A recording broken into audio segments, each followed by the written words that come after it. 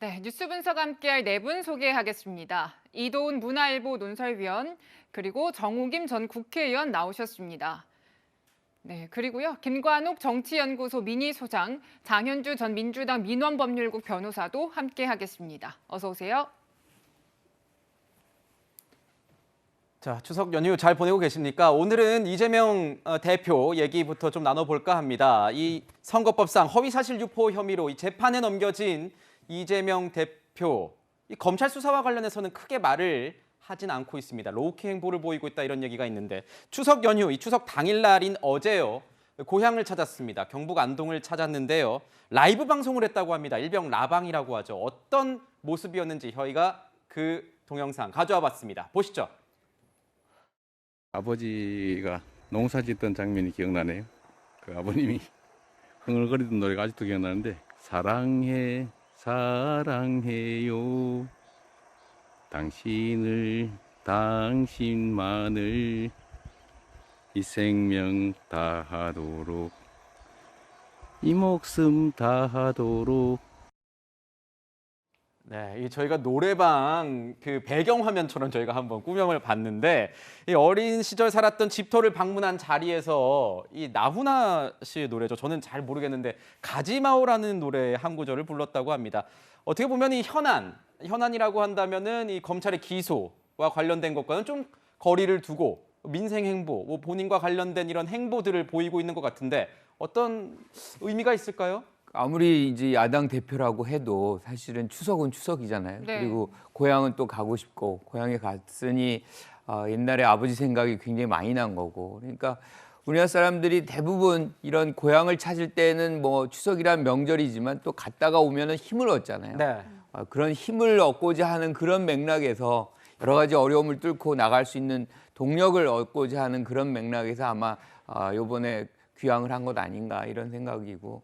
저는 뭐 이런 개인적인 어떤 모습들 이런 것들을 자꾸 보여주는 것은 저는 바람직하다고 생각해요. 그래서 소탈한 어떤 자기 모습, 아버지에 대한 그리움 뭐 이런 것들도 사실 본인이니까 본인의 여러 부분들을 보여준다는 측면에서 본다면 긍정적이다 이렇게 생각합니다. 네. 네, 이어서 이제 이재명 대표가 추석 연휴 기간이죠. 명절 인사는 뭐라고 했는지도 저희가 목소리 준비했습니다. 그래도 미운이 고운이 해도 또 가족이 제일 좋죠. 사람이 원래 가까이 있는 걸 귀하게 여기질 못해서 갈등이 생기긴 하는데 좀 떨어져 있어 보면 참 귀하다는 생각을 다시 하게 됩니다. 네, 가족 언급을 했어요, 의원님. 이번에 뭐 그런데 명절에도 이제 홀로 인사도 홀로 하는 모습들 보면서 부인 김혜경 씨 모습은 같이 보이지는 않네요. 그 명절에 혼자 했다라는 것은 네. 김혜경 씨와 연루된 법화 문제에 대해서 심리적 부담은 있겠죠. 그래서 명절에 홀로 다니면서 그러나 여전히 그 가족의 중요성을 얘기하는데요. 정치인들의 이러한 그 일거수일투족은 모두 정치 행위예요. 네. 정치적 의도가 있는 것이고, 그다음에 21세기의 정치 활동이라고 하는 것은 과거와는 달리 1대1 소통이 언제나 가능하거든요. 이런 상황에서 이제 시그널을 보내는 거죠. 말 한마디로 꼬투리를 잡아가지고 선거법 위반으로 기소를 했으나 나는 담대하다라는 것이죠. 네. 그리고 나는 그 소위 야당 지도자로서 또 차기 대선 후보로서 예비적으로 자기는 나의 길을 간다라는 어떤 담대함을 애써 보여주려 한 일련의 그런 그 시그널이 아니었나 생각이 듭니다. 네. 제1야당의 대표로서 어떤 민생을 챙기는 모습, 난 정쟁 안 하겠다. 민생 챙기는 모습 보여주겠다. 이런 의도가 아니겠느냐라고 분석을 주셨는데 지금 정치권에서는 사필기정 논란이 일고 있습니다. 이재명 대표가 사필기정을 믿는다고 하니까 국민의힘 측에서 맞받아친 건데 검찰의 기소가 오히려 사필기정이다. 이렇게 얘기를 하고 있는 겁니다. 자, 여야는 이렇게 이 검찰의 기소에 대해서 전혀 다른 시각을 보이고 있는데 우리 국민들, 이 사안을 받아들이고 있는 우리 국민들은 어떻게 보고 있는지도 궁금하거든요. 관련된 저희가 여론조사 이 결과를 좀 준비해봤습니다. 자, 허위사실 유포 이 관련해서 검찰 수사, 이재명 대표에 대한 검찰 수사 어떻게 생각하십니까? 이렇게 물었더니 적법한 수사다 문제없다가 52.3%, 표적 수사 문제 있다가 42.4%였습니다. 장현주 변호사님. 국민들은 그래도 적법 수사다, 이건 문제 없다, 그러니 계속 수사해야 되고 기소해서 재판도 받아야 된다, 뭐 이렇게 보고 있는 것 같습니다. 어떻게 보십니까? 일단 52.3%니까 과반이 조금 넘었다고 볼 수는 있을 것 같습니다. 근데 문제는 표적 수사로서 문제가 있다라는 응답도 무려 42.4%가 나왔다는 점을 분명히 검찰에서는 염두에 둬야 될 것 같습니다. 그만큼 검찰은 합법적인 절차로 본인들의 수사권과 기소권을 가지고 이재명 대표를 기소했다라고 했지만 분명한 것은 표적 수사로 문제 있다고 보시는 국민들도 40%가 넘어간다는 의미는 검찰로서는 반성해야 될 지점이 있는 것은 아닌지 좀 돌아봐야 될 것 같고요.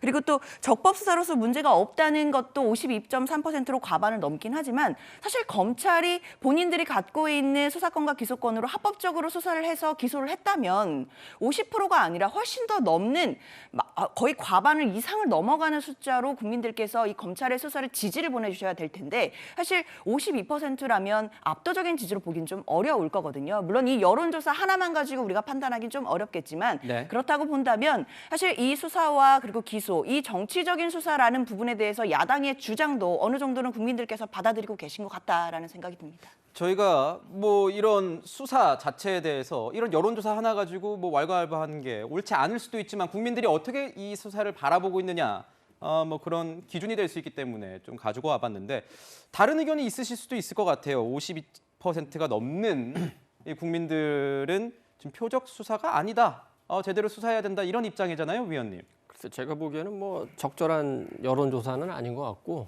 수사와 재판은 헌법과 법률, 그리고 양심에 따라, 수사는 또 증거에 따라 네. 이렇게 하는 거죠. 여론조사가 앞서면은 그런 나라들이 있죠. 일부 독재국가, 공산국가, 우리가 인민재판이라는 말도 하는데 여론에 휘둘리는 그 수사나 재판은 바람직하지 않고 또 여론이라는 거는 또 늘 변하기 마련입니다. 따라서 지금 수사하고 있는 검찰은 여론에 흔들릴 게 아니라 본인들이 갖고 있는 어떤 그 증거, 그다음에 증언, 그리고 그 법적 절차에 따라서 철저하게 수사해야 될 것 같습니다. 네.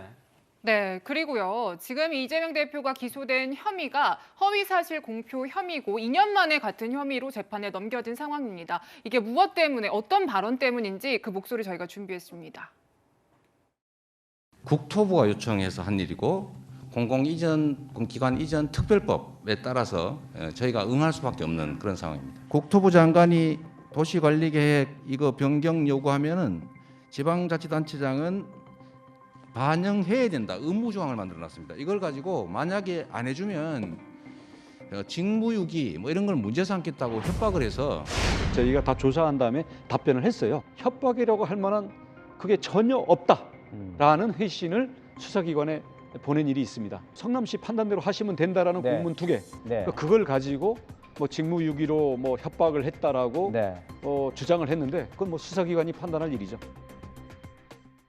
네, 이 백현동 용도 변경 관련한 이제 발언들 함께 들으셨고요. 이것 말고도 하나 더 쟁점이 된 부분은 이제 고 김문기 성남도시개발공사 제1처장 또 모른다, 나는 모르는 사람이다라고 했던 거를 이제 검찰에서는 허위라고 본 지점이잖아요. 이제 물론 2년 전에는 이 허위사실 공표 혐의에 대해서 대법원에서는 무죄 판결이 나왔습니다. 이번에도 어떻게 그 판결이 근거가 돼서 무죄로 활용할 수 있는 힘이 될까요, 소장님? 그 당시에 이제 2년 전에 무죄가 나왔을 때 가장 중요한 기준은 뭐냐면 의도성이었거든요. 네. 그러니까 알면서도 의도적으로 거짓말을 했느냐 하는 것입니다. 그러니까 김문기 씨를 알면서도 모른다라고 얘기가 돼야만 이게 허위사실 유포가 되는 거거든요. 그런데 지금 우리가 자세히 들여다보면 김문기 씨랑 그 전에 만났던 부분들이 굉장히 많아요. 저는 개인적으로는 기억을 못했을 뿐이지 모른다라는 것이 기억이 안 나서 몰랐다고 생각을 하지, 뭐 이것을 들여다보면 금세 알 것을 알면서 내가 몰랐다라고 얘기를 할 수가 있는지, 그렇게 이재명 대표가 조금 뭐 이런 표현이 그렇지만 좀 아둔한지, 그러니까 저는 알면서 모른다고 하면은 그게 나중에 다 드러날 텐데 네. 그거를 일부러 해가지고 그 장면만을 모면하려고 그렇게 했을까라는 생각을 지울 수가 없어요. 그래서 그 부분은 이제 법원에서 사법적인 판단을 할 것이고, 네. 또 하나가 이제 국토부 관련해가지고 이제 협박을 했다 뭐 이런 거거든요. 그 당시 이제 국토부가 뭐를 시행할 때였냐면 공공기관 이제 이전 특별법을 시행했어야 되는 장면이거든요. 기한이 있어요. 그런데 식품연구원이 이전이 안 되는 거예요. 그 토지가. 왜냐하면 이 토지가 별로 안 좋고 그래서 이제 식품연구원 담당자가 어떻게 하냐면 이걸 처음에 공공임대라 그래가지고 아파트 허가를 성남시로부터 받아요. 그래서 나중에 이거를 이제 분양할 수 있는 것까지도 해줄 수 있다는 식으로 해서 나중에 감사원한테 이분이 지적을 받고 징계를 받습니다. 그래서 식품연구원과 국토부는 이걸 빨리 이전시켜야 될 어떤 필요성이 굉장히 많았고 그런 차원에서 수십 차례에 걸쳐서 공문을 보냅니다. 이제 이 부분에서 협박이냐 압박이냐 사실은 그 부분은 저는 네. 이제 느끼는 사람이 어떤 느낌을 가졌느냐가 굉장히 중요할 것 같거든요. 그래서 그런 차원에서 본다면 이 부분은 법원에서 재판부가 이거를 협박으로 이제 받는 사람이 그러니까 네. 이재명 대표가 그 당시에 협박으로 느꼈는지 아니면 압박으로 느꼈는지 그 부분을 판단하면 될 일 아닌가 이렇게 생각합니다. 네, 지금 보면 한 언론에서도 뭐 이런 얘기를 하더라고요. 이재명 대표의 어떤 해명에는 법칙이 있는 것 같다. 이 사안에 대해서 한 사안에 대해서 누군가 이제 같은 당사자, 뭐 누군가가 이제 제3자가 개입돼 있으면 그 사람에게 떠넘기는 이런 해명성 발언도 있고 만약에 그게 아니라면 나는 몰랐다라는 식으로 해명하는 게 이게 큰 두 가지 줄기가 아니겠느냐. 뭐 이런 얘기도 있었습니다. 어떻게 보십니까? 지금 2020년에 이 대법원 판결에서 전원합의체 판결에서는 결국은 이 부재로 되면서 이게 이번 사안에서도 이재명 대표에게 방패가 될 수 있다라는 의견도 있지만 한편에서는 오히려 이 판결이 발목을 잡을 수도 있다 이런 얘기도 있거든요. 의원님 어떻게 보세요? 일단 대법원 전원합의체 판결 자체가 논란이 많았어요. 그때 고등법원까지는 사실은 지사직을 박탈당할 만한 그런 유죄 선고가 나왔는데 대법원에서 무죄 선고하면서 파기환송하지 않습니까? 그런데 이제 일단 대법원의 선고이기 때문에 그것에 대해서 문제가 있다고 의식하든 문제가 없다고 의식하든 받아들일 수밖에 없습니다. 삼권 분립 체제 하에서. 근데 훗날 그 파기환송에 있어서 주요 역할을 했다고 하는 권모 대법관의 경우에 나중에 그 대장동에 있어서 그 핵심 소재가 되고 있는 화천대유의 고문이었고 또 뭐 50억 클럽 여러 가지 논란이 있었잖아요. 여러 의혹이 나왔죠. 그럼에도 불구하고 어쨌든 무죄 선고를 받았는데 그 무죄 선고의 취지가 뭐냐면은 고의성이 없었다. 그리고 수동적으로 막 그 소위 후보들 간의 토론 속에서 답변하는 과정에서 임기응변적으로 나왔던 말이기 때문에 무죄 취지로 파기환송을 한 것이거든요. 근데 이 경우는 아까 보시면 아시겠지만 지금 백현동의 경우는 아마 국정감사였을 겁니다. 그리고 그 김문기 씨와 관련해 가지고는 모 언론의 인터뷰거든요. 그런데 국정감사와 관련해 가지고는 본인이 도표까지 제시하면서 협박받았다고 얘기하지 않습니까? 그렇기 때문에 지난번 대법원 사례와 다른 것이고요. 그다음에 제가 이 문제와 관련해서는 정말 어디서건 얘기를 하는데 우리나라에서 거짓말에 대해서 너무 관대하다라는 생각이 들어요. 그리고 특히 정치권에서 이 거짓말만큼은 이번을 계기로 좀 자정이 필요한데요. 미국의 경우는 이미 링컨 대통령 때부터 정치인의 거짓말이 얼마나 심각한지에 대한 경고를 했었고요.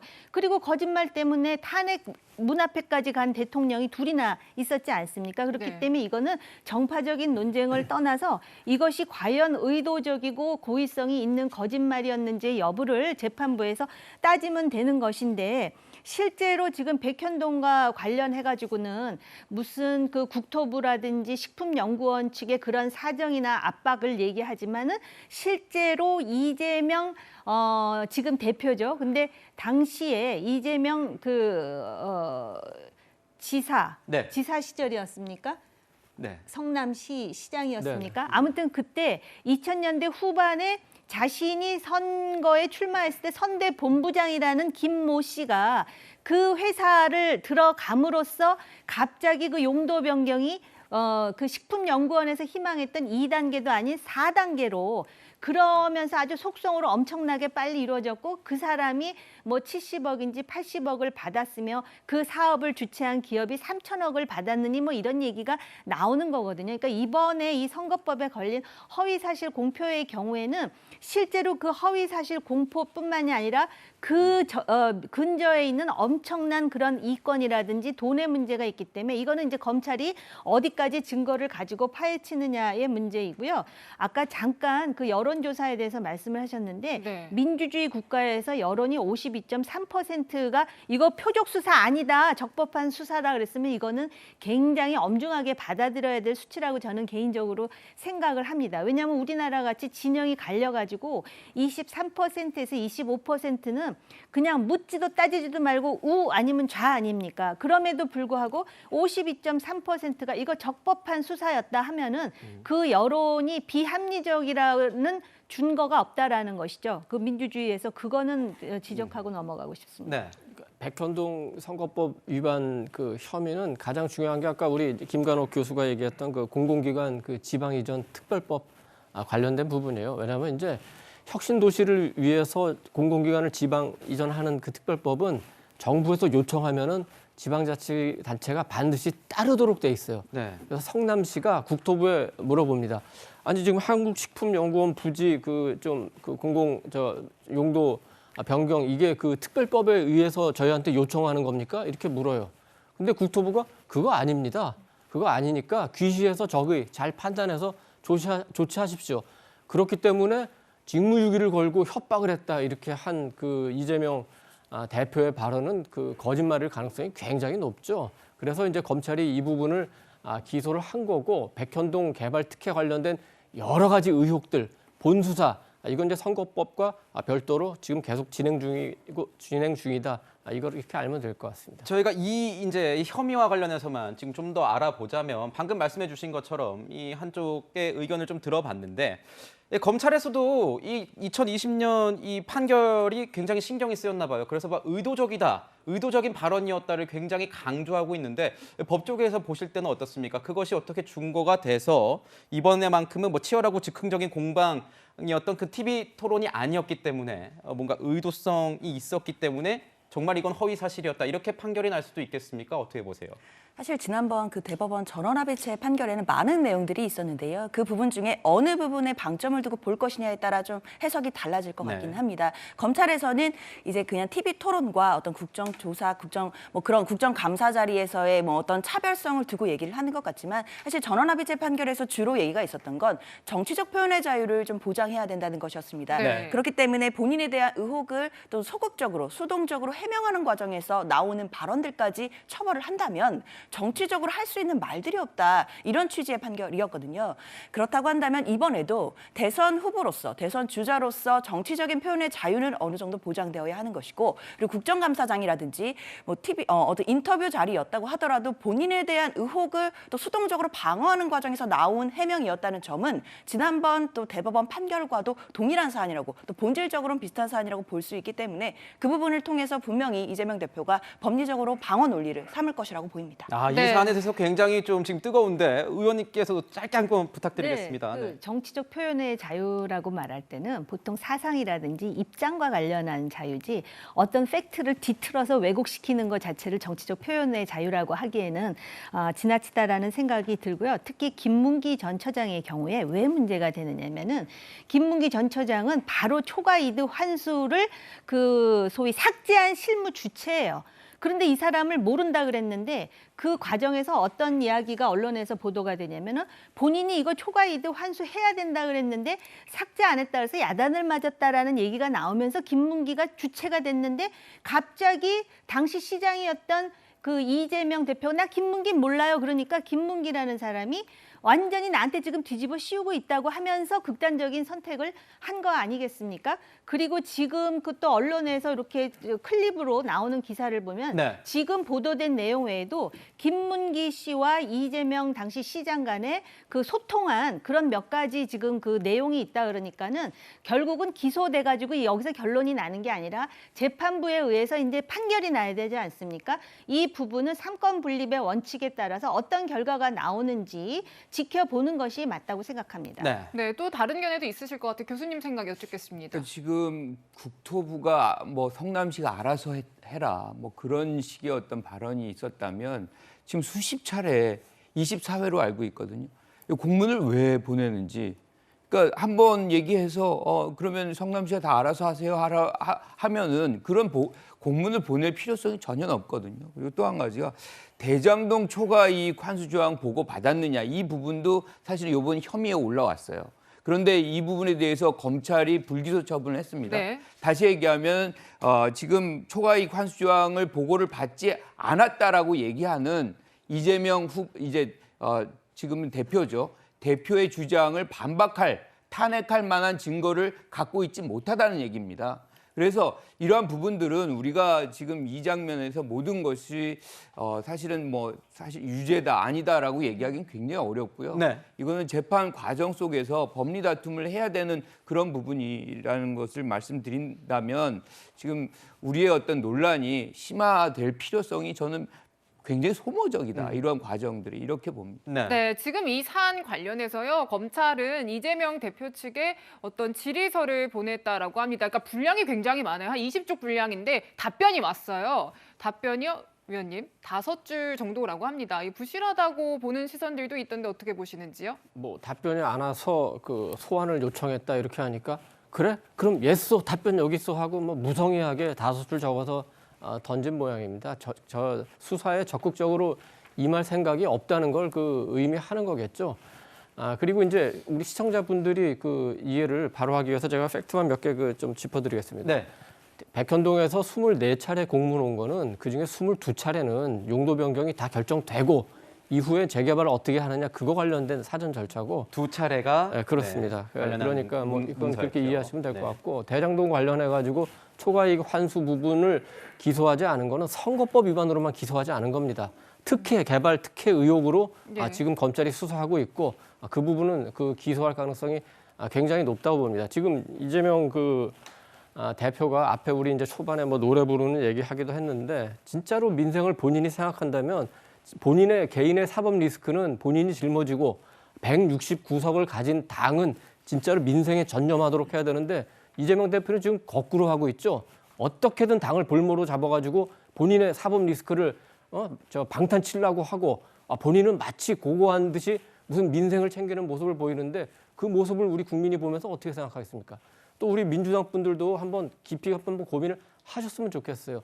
그래도 70년 우리 헌정사에서 우리 진보 진영을 이끌어온 그 정당 아닙니까? 이런 정당이 이재명 개인의 방탄용으로 이렇게 전락한다는 거는 우리 김대중 전 대통령이 어떻게 생각하시겠습니까? 그리고 노무현 전 대통령은 어떻게 생각하시겠습니까? 우리 그 민주당에 대해서 우리 국민이 원하는 거는 그거보다는 좀 더 크지 않겠습니까? 이번 추석 연휴에 우리 민주당 분들 좀 더 많은 고민하셨으면 좋겠습니다. 네. 장현주 변호사께 좀 여쭤보면은 이 답변서, 그러니까 부실한 답변서다 이런 논란이 나오고 있습니다. 검찰 관계자도 뉘앙스는 정말 간략하게 왔다 이런 식으로 지금 얘기를 하고 있는 건데 어떻습니까? 답변서 원래 이렇게 씁니까? 아니면 뭐 길게 써서 소명을 더 열심히 하는 분들도 계십니까? 어떻습니까? 사실 이제 검찰의 수사를 받는 사람들을 이제 피의자라고 얘기를 하는데요. 이제 피의자들이 소환돼서 조사를 받을 때는 이제 피의자 신문 조서를 작성하게 됩니다. 근데 피의자들이 출석을 해가지고 진술을 아예 거부하는 경우도 있거든요. 물론 진술에 대해서 얘기를 하는 경우도 있지만요. 그만큼 진술을 거부할 것인지 말을 할 것인지는 피의자의 고유한 방어권인 것이고 본인들이 판단을 해서 검찰 수사에 답변을 할지 안 할지를 판단할 수 있습니다. 네. 마찬가지로 서면에 대한 것도 서면 진술서를 어떻게 써서 낼지는 피의자가 본인의 방어권 내에서 생각을 해서 판단할 수 있는 것인데 네. 과연 이 5줄을 써서 답변한 것에 대해서 바로 검찰 관계자 측에서 뭔가 이렇게 내용들이 흘러나와서 언론에 보도되는 것이 바람직한지는 솔직히 저는 잘 모르겠습니다. 그냥 피의자가 서면 답변서를 5줄을 쓰든 50장을 쓰든 그것은 피의자의 어떤 방어권 측면에서 본인이 알아서 할 문제인 것이고 그리고 이재명 대표로서는 이제 어차피 기소가 어느 정도 확실한 마당에 검찰에 소명을 하는 것보다는 이제 법원에서 형사 재판 단계에서 다투겠다는 좀 의지가 보이는 것이기 때문에 이것만 가지고 뭔가 5줄이니까 부실하게 소명을 했고 수사를 협조하지 않는다라고 말하기에는 좀 부족한 것 같습니다. 네. 저는 이 부분이 사실 이재명 대표의 개인적인 부분이냐 아니면 정당 전체가 같이 가야 되는 문제냐 지금 개인하고 분리하라고 말씀을 하시는데 이 과정을 사실은 민주당을 지지하시는 분이나 상당수의 국민들은 다 알고 있었어요. 알고 있었음에도 지금 대표로 뽑은 거거든요. 그거는 그 리스크까지 다 안고 감에도 불구하고 우리는 이 사람이 필요하다고 생각했기 때문에 지지를 하는 것이고 당대표로 만든 것이기 때문에 이거를 굳이 지금 상황에서 분리해라. 이거는 국민들의 지지 특히나 이제 당원들의 지지를 사실은 뭐 부정하는 거나 마찬가지입니다. 그리고 또 한 가지가 지금 우리가 얘기한 대로 이 부분에 대해서 뭐 검찰 수사가 지극하게 이제 좀 많이 과도하게 편향돼 있다. 뭐 우린 그런 얘기들을 많이 하고 있어요. 그 부분은 지금 공직자 이제 선거법 관련해서 사실 9월 9일이 지금 공소시효 만료기 때문에 이렇게 한다 그러는데 그러면 거의 관련해서 국민의힘에 뭔가 제기된 그런 어떤 사건들은 다 수사가 잘 됐고 그 과정 속에서 뭐 원하는 것들이 다 이루어졌는지 예컨대 이런 겁니다. 그러니까 66명의 지금 여당 의원들이 사실 연명으로 이재명 후보의 당시 후보죠. 아들이 화천대유에 근무를 했었다는 얘기를 합니다. 그건 사실상 이제 허위로 드러났죠. 이 부분에 대해서 다 무혐의 처리를 해요. 그 허위임에도 불구하고 무혐의 처리하는 것이 공정한 것이냐. 그리고 그때 지금 국감장 얘기가 우리 또 나왔지만 거기에서 이제 뭐 조폭 관련해가지고 돈을 받았다 그래 돈다발 사진이 또 한 의원에 의해서 나왔어요. 그분이 지금 예컨대 혐의를 인정받아서 네. 기소가 된 건가요? 그러니까 이러한 부분들이 사실은 여러 가지로 섞여 있으면서 이런 문제들에 대해서 편향적인 어떤 수사가 지금 이루어지고 있다는 평가들이 나오는 부분이거든요. 그래서 검찰이 어느 정도 그런 부분들을 불식시키려면 여야 가리지 않고 공정한 잣대를 대는 것이 맞겠다 이렇게 보는 거죠. 네. 네,